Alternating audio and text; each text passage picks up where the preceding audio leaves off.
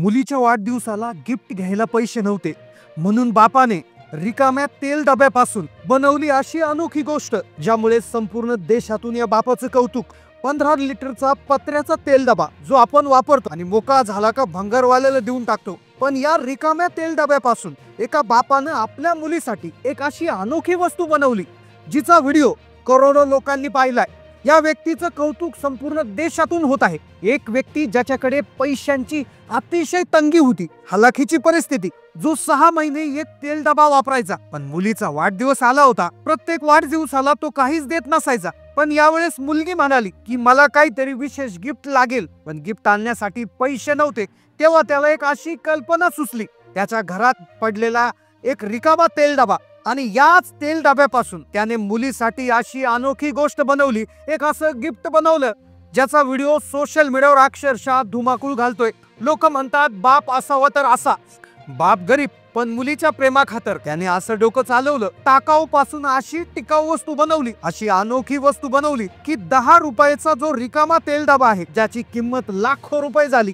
मग काय बनवलं त्या 10 रुपयाच्या तेल डब्यापासून की ज्यामुळे हा व्हिडिओ अक्षरशः वादळासारखा व्हायरल झाला? या व्यक्तीने काय अनोखी कल्पना लावली, कसं डोकं वापरलं की ज्यामुळे रिकाम्या तेल डब्यापासून एक अनोखं गिफ्ट तयार झालं?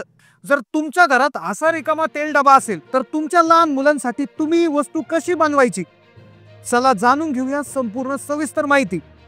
पत्र्याचा तेलाचा डबा। आपल्या घरात नेहमी तेल संपलं की त्याची फक्त 10 रुपये किंमत उरते आणि तो डबा भंगारवाल्याला आपण देतो आणि विसरून जातो।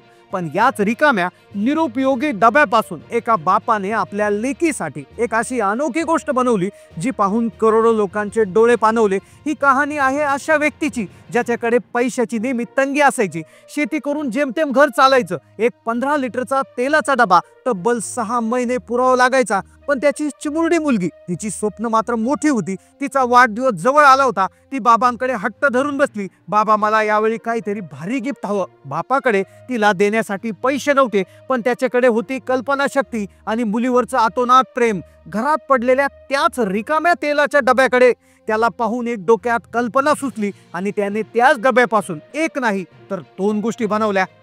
एक गोष्ट जी त्या मुलीला जगातला सगळ्यात मोठा आनंद देणार होती आणि त्या डब्याद्वारे तो त्याच्या मुलीचं प्रेम जिंकणार होता। अतिशय कमी शिकलेला व्यक्ती पण मुलीच्या प्रेमाखातर मोकळ्या तेलाच्या डब्यापासून एक अशी अनोखी गोष्ट बनवली ज्याचं नाव होतं रमेश। मराठवाड्यातल्या एका छोट्या गावात राहणारा एक सामान्य शेतकरी, त्याची पत्नी सुनीता आणि त्याची 5 वर्षाची मुलगी श्रावणी, हेच त्याचं जग होतं। काळ्या मातीत घाम गाळून तो आपल्या कुटुंबाचं पोट भरायचा। परिस्थिती गरिबीची होती, पण घरात प्रेम आणि समाधान होतं। श्रावणी खूप हुशार आणि चंचल होती। तिचा वाढदिवस 2 महिन्यांवर आला होता आणि घरात त्याबद्दल चर्चा सुरू झाली होती। ती दररोज बाबांना विचारायची, बाबा माझ्या वाढदिवसाला काय आणणार? रमेश तिच्या डोक्यावरून हात फिरवायचा आणि हसून म्हणायचा, माझ्या परीसाठी सगळ्यात भारी गोष्ट आणीन। पण हे बोलताना त्याच्या काळजात चर्र व्हायचं, कारण त्याला माहित होतं की त्याच्या खिशात नवीन कपडे घ्यायला देखील पैसे नव्हते, तर गिफ्ट ही दूरचीच गोष्ट होती। आणि मुलीला देखील माहिती होतं, मुलगी बरीच मोठी झाली होती, 4वीला मुलगी होती। प्रत्येक वाढदिवसाला तिचे वडील फक्त काहीतरी एक पेढ्याचा बॉक्स घेऊन यायचे, इतकीच त्यांची कुवत होती। शेतीमध्ये उत्पन्न निघत नसायचं, पण त्यामुळे मुलगी दरवेळेस त्या ठिकाणी नाखुश असायची। एके दिवशी झालं असं, रमेशचा धाकटा भाऊ सुरेश, जो पुण्याला नोकरी करायचा, जो चांगल्या कंपनीत नोकरी करायचा, 50-60 हजाराचा पगार होता, तो त्याच्या पत्नीला आणि 2 मुलांना घेऊन कुटुंबासोबत गावी आला। सुरेशची परिस्थिती अत्यंत चांगली। त्याने येताना श्रावणीसाठी एक सुंदर बाहुली आणि खूप सारे चॉकलेट आणली होती। श्रावणी ते चॉकलेट आणि बाहुली पाहून इतकी खुश झाली, ती दिवस रात्र त्या बाहुली बरोबर खेळायची आणि त्याबरोबर तिच्या काकीने म्हणजे सुरेशच्या पत्नीने देखील जाताना श्रावणीच्या हातावर 100 रुपयाची नोट ठेवली होती। त्या रात्री श्रावणी निरागसपणे म्हणाली, माझे आई, माझे काका किती चांगले आहेत ना, त्यांनी माझ्यासाठी किती छान खेळणं आणलं, माझे पप्पा तर मला काहीच देत नाही। आणि हेच वाक्य रमेशच्या हृदयाला बाणासारखं लागलं। त्याने हसण्याचा प्रयत्न केला, पण त्याचं दुःख त्याच्या चेहऱ्यावर स्पष्ट दिसत होतं। आपली मुलगी आपल्याला चांगली न म्हणता तिच्या काकांना कशी काय चांगली म्हणते? आपली मुलगी म्हणते माझ्या पप्पांपेक्षा काका चांगले आहेत। आणि हेच वाक्य त्याला इतकं जिव्हारी लागलं। सुनीताने त्याचा हात दाबला, जणू काही ती त्याला धीर देत होती. त्याची पत्नी सुनीता, तिला देखील खूप वाईट वाटलं होतं, पण आता करणार काय, परिस्थिती पुढे काय करू शकतो, पैशाचं सोंग आणता येत नाही. पण त्या रात्री रमेशला झोप लागली नाही. तो श्रावणीच्या निरागस चेहऱ्याकडे पाहत होता आणि विचार करत होता, मी कसा बाप आहे जो आपल्या मुलीची एक छोटीशी इच्छा पूर्ण करू शकत नाही. त्याला आठवलं आणि आता त्यानंतर तो जो असा भयंकर अनोखा प्रकार करणार होता की ज्याची कल्पना त्याला देखील नव्हती, मुलीचे ते शब्द त्याच्या कानात गरम तेल ओतल्यासारखे पडले होते आणि त्यांनी ठरवलं होतं, मी आता असं काहीतरी करेल की माझी मुलगी काकांपेक्षा पप्पा चांगले असंच म्हणेल. त्याला आठवलं श्रावणीला जमिनीवर बसून जेवावं लागते. तो हळूहळू विचार करू लागला, श्रावणीसाठी असं काय करता येईल, काय वस्तू आणता येईल. त्याने घरातले पैसे चापले. आता हळूहळू तो त्या प्रक्रियेकडे येणार होता. तेलाच्या डब्यापासून ती अनोखी वस्तू बनवणार होता की ज्यामुळे संपूर्ण देशात त्याचं कौतुक होणार होतं. मुलीच्या प्रेमापोटी केलेली अनोखी गोष्ट जी त्याला संपूर्ण देशात ओळख निर्माण करून देणार होती. त्याने हळूहळू तपास करायला सुरुवात केला. आपल्या खिशात किती पैसे आहे त्याने पत्नीला रात्रीच उठवलं. तिला विचारलं, सुनीता तुझ्याकडे किती पैसे आहे. सुनीता म्हणाली, माझ्याकडे काहीच नाही. त्याच्याकडे मोजके 100 रुपये होते. आता वाढदिवस अगदी 2-4-5 दिवसावरच आला होता. त्याच्या लक्षात आलं, आपण बाहेरून काहीच विकत आणू शकत नाही, कारण की घरात किराणा आणायचा होता. अजून त्यांच्या शेतामधली सोयाबीन निघणं बाकी होतं. ती सोयाबीन बाजारात कधी जाईल आणि कधी काय होईल. पण त्याने ठरवलं होतं आता असं काहीतरी करायचं की मुलगी आपल्याला चांगलं म्हणली पाहिजे. आता त्याने थोडंसं लक्ष द्यायला सुरुवात केली. दुसऱ्या दिवशी सकाळी तो लवकर उठला आणि त्याने हळूहळू मुलीशी त्या ठिकाणी सकाळी बोलण्याचा प्रयत्न केला. तो म्हणाला, श्रावणी बाळा, तुला काय पाहिजे आहे, तुला कशाची कमतरता आहे, तुला काय आहे. एक बाप जसा प्रेमाने एखाद्या मुलीला विचारतो तसंच तो विचारत होता. पण तेवढ्यात तिच्या आईने तिला आवाज दिला. म्हणाला, श्रावणी इकडे बाळा, जेवायला. ती जेवायला त्या ठिकाणी गेली. जेवायला गेल्यानंतर ती स्वयंपाकघरात चुली पुढेच जमिनीवर बसून जेवायला लागली. तिला तिच्याकडे बसायला स्वतःची छोटी खुर्ची नव्हती. त्याचबरोबर तिचे पुस्तकं, खेळणी घरात कुठे अस्ताव्यस्त पडलेली असायची. तिला स्वतःची एक अशी जागा हवी होती जी तिथे बसून खाऊ शकेल आणि खेळू शकेल. आणि रमेशच्या आता लक्षात आलं होतं काय वस्तू बनवायची आणि कसं श्रावणीचं काम याने सोपं होणार आहे. दुसऱ्या दिवशी सकाळी रमेश घराच्या मागच्या बाजूला गेला. तिथे कोपऱ्यात एक रिकामा तेलाचा डबा होता. त्यावर धूळ साचली होती. रमेश त्या डब्याकडे पाहत राहिला आणि अचानक त्याच्या डोक्यात एक विचार चमकला. त्याला त्याच्या मुलीच्या समस्येचं उत्तर मिळालं. तिच्या वाढदिवसाच्या गिफ्टची कल्पना एकाच वेळी सुचली. त्याच्या चेहऱ्यावर एक वेगळंच तेज होतं.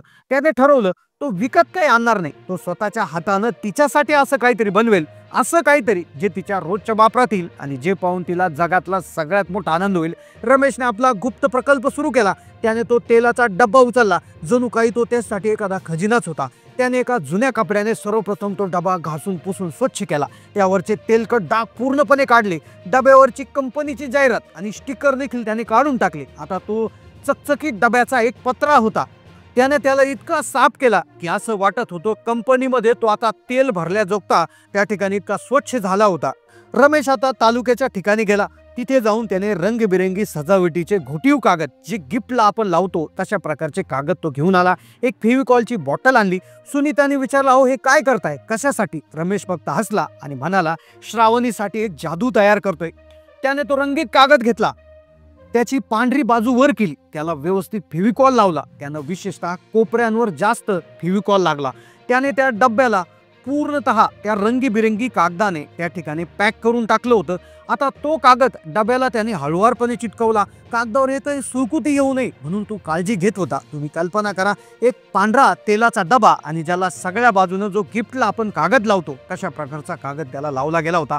त्याने तो रंगीत कागद सगळ्या बाजूने चिटकवला, वरच्या बाजूने, खालच्या बाजूने, एखाद्या कुशल कारागिराप्रमाणे आत दुमडून चिटकवला. जसं एखाद्या महागड्या गिफ्टला आपण पॅक करतो तसं त्याने त्या डब्याला अगदी पॅक केलं होतं. एका नवीन रूपात सजवलं होतं. त्याच्या बाजूला कागद कमी पडला. त्याने दुसरा कागद मापानं कापून तिथे सफाईने चिटकवला आणि तो तेलाचा गंजलेला डबा आता राहिला नव्हता. एक सुंदर रंगीबिरंगी आणि आकर्षित स्टूल किंवा टेबलासारखा दिसत होता.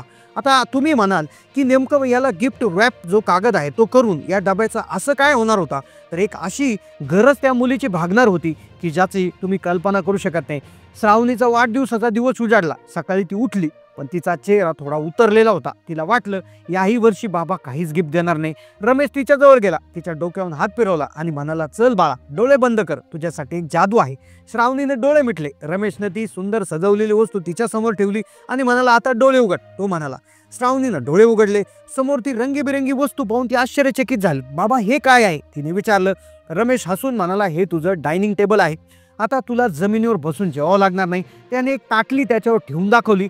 आणि बघ हे तुझं स्टूल पण आहे. याच्यावर एक छोटीशी उशी ठेवली तर आता तू यावर बसून अभ्यास देखील करू शकते, खेळू देखील शकतेस. आता 2 प्रकारचा वापर या डब्याचा होणार होता. ती याच्यावर बसून काहीतरी अभ्यास करू शकत होती आणि किंवा छोटीशी एक खुर्ची तिच्या शेजारी घेऊन एखाद्या टीपॉय सारखा या डब्याचा ती वापर करू शकत होती. आणि एक आकर्षक डब्बा त्याला रूप त्याने दिलं होतं. श्रावणीच्या डोळ्यात आनंद तरळले. तिने पैशांनी विकत घेतलेलं कोणतंही खेळणं आता इतका आनंद देऊ शकलं नसतं. तिने धावत जाऊन रमेशला घट्ट मिठी मारली आणि म्हणाली, बाबा हे जगातलं सगळ्यात सुंदर गिफ्ट आहे. माझे बाबा जगात सगळ्यात चांगले आहे. रमेशच्या डोळ्यातून पाणी उघळत होतं.